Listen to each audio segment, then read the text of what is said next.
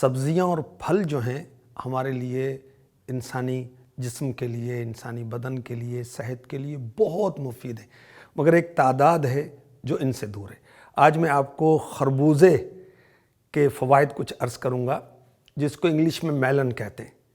میرے نبی، پیارے نبی، آخری نبی محمد عربی صلی اللہ علیہ وسلم کو فریش فروٹس میں، تازہ پھلوں میں خربوزہ اور انگور یعنی گریپس فیوریٹ تھے، پسند تھے۔ ویسے تو میرے آقا علیہ السلام فاقے فرماتے تھے اور دن میں ایک مرتبہ میکسیمم کھانا تناول فرماتے تھے۔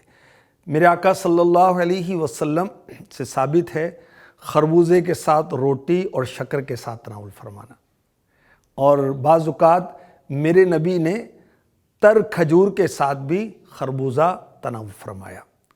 یہ خربوزہ جو ہے، یہ فروٹ جو ہے 95% مختلف وٹامنز اور منرلز کا مجموعہ ہے۔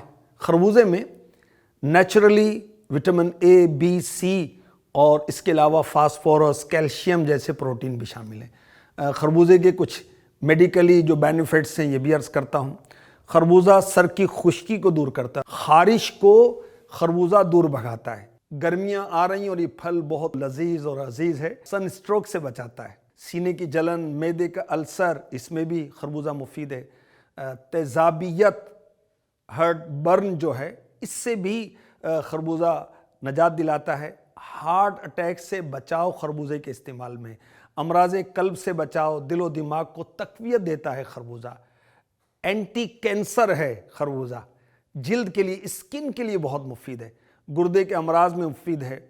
جو یورک ایسڈ کے مریض ہیں ان کے لیے خربوزے کا استعمال بہت مفید ہے۔ اور یاد رکھیے کہ کمزوری میں خربوزہ کھانے سے وزن بڑھتا ہے، اور جو خربوزہ کھائے گا نا اپنے آپ کو فریش محسوس کرے گا، جسم کے پٹھوں رگوں کو توانائی دیتا ہے، گرمی کی شدت سے بچاتا ہے۔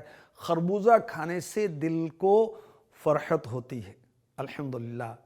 جگر اور یرقان سے محفوظ رکھتا ہے، قوت ہاضمہ کو بڑھاتا ہے، بھوک چمکاتا ہے خربوزہ۔ حاملہ اگر بکثرت خربوزہ کھائے تو اس کی اولاد حسین اور صحت مند ہوگی۔ اچھا، خربوزہ جو ہے دوپہر میں اگر کھایا جائے تو اس کی افادیت اور بھی بڑھ جاتی ہے۔ ہر عمر کے افراد کے لیے مفید اور مناسب ہے، مگر اعتدال، ٹھیک ہے؟ کھانے میں بھی، سونے میں بھی، بولنے میں بھی اعتدال چاہیے۔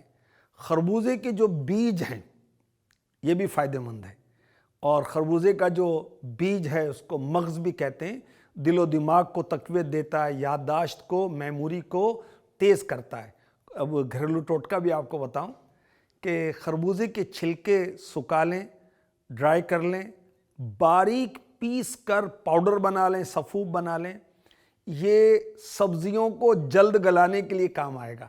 آٹے کو خمیر لانے کے لیے تھوڑا سا پاؤڈر اس کو ڈال دیں تو انشاءاللہ وہ بھی خمیر لائے گا۔